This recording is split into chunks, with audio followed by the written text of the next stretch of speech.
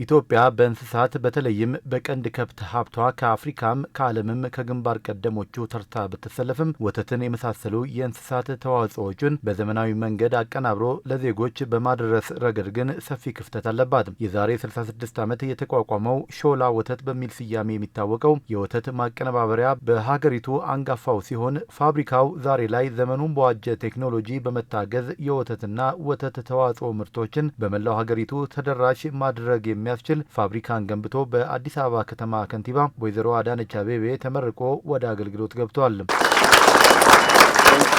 የዛሬ 5 ዓመት አካባቢ በዛኛው ግቢ ውስጥ የምናየውን ከተወሰኑ ምርቶች ማስጀመሪያ ጋራ በአዲስ መልክ ማቀነባበሪያዎች ተገጥመውለት መርቀን ነበር። ያኔም ተደራሽነቱ ቢሰፋ ከአዲስ አበባ ውጪ በሰፊው መላ ኢትዮጵያ ላይ በዚህ መንገድ ወተትን እያሸግን ለሕዝባችን ማድረስ የምንችልበት አግባብ ሰፋ ብሎ ሊሰራ እንደሚገባ ተነጋግረን ነበር። ዛሬ ደግሞ እዛም ላይ አዳዲስ ምርቶች ተጨምሮ ማስፋፊያ ተሰርቶ ሁለተኛው ፋብሪካ እጅግ ዘመናዊ በሆነ መንገድ ተገንብቶ በምርት አይነትም አዲስ በብዛት በማምረትም አቅሙን አጠናክሮ በዚህ ደረጃ ለምርቃት በመብቃቱ ትልቅ ነገር ነውና ይህንን ሰርታችሁ ውጤታማ ስለሆናችሁ በድጋሚ እንኳን ደስ ያላችሁ ማለት እወዳለሁ።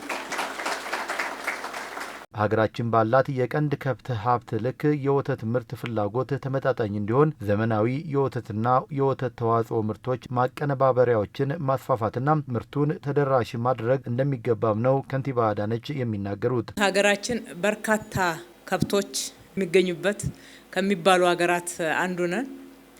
ነገር ግን በተቃራኒው ከፍተኛ ወተት እጥረት ያለበት ተብለን ደግሞ እንጠቀሳለን። ይሄ እርስ በርሱ የሚጣረስ አጠቃላይ አቅርቦቱ ላይ ያለውን ችግር የሚያሳይ ነው።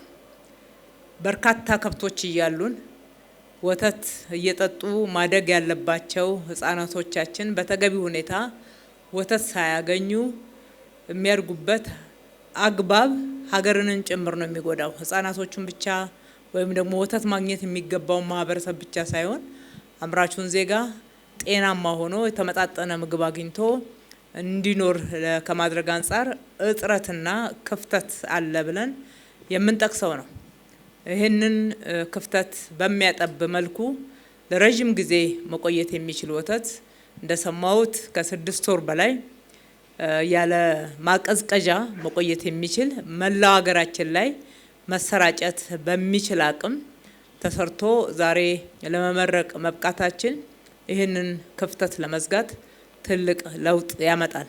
መሰል ፋብሪካዎች ሰፋፊ የስራ ዕድሎችን በመፍጠር ብሎም ተኪ ምርቶችን በማምረት የውጭ ምንዛሬን በማዳን በኩል ከፍተኛ ጠቀሜታ አላቸው ያሉት ከንቲባ አዳነች መሰል ተቋማትን በማስፋፋቱ በኩል የግሉ ክፍለ ኢኮኖሚ ሚና ከፍተኛ መሆኑንም ገልጸዋል። እንደዚህ አይነት ፋብሪካዎች ምርትም ማብዛት ላይ ብቻ አይደለም ዋናው ጥቅማቸው፣ ምርትን በስፋት ማምረት፣ ምርታማነትን ማሳደግ፣ ከውጭ የምናስገባውን ማስቀረት፣ ተኪ ምርቶችን በዚህ መልክ እያመረትን በራሳችን አቅም አምርተን ለሀገራችን ማቅረብ የውጭ ምንዛሬ እጥረትን ይቀርፋል። ተኪ ምርቶችን በሀገር ውስጥ እናገኛለን።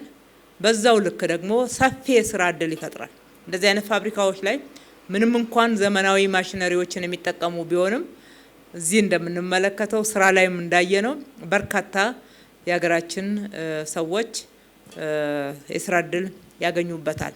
ስለዚህ ማስፋፋት አለብን ማለት ነው። የሀገራችን ራዕይ ሆኗል ሀገራችን ማበልጸግ። ይህንን ብልጽግና ልናረጋግጥ የምንችለው እንደዚህ አይነት ፕራይቬት ሴክተሮች መሰረታዊ ለውጥ ሊያመጣ የሚችል ክፍተቶችን ሊዘጉ የሚችሉ ስራዎችን ሲሰሩ ነው። ስለዚህ ሜድሮክ ኢንቨስትመንት ግሩፕ ጥሩ ስራ ሰርቷል።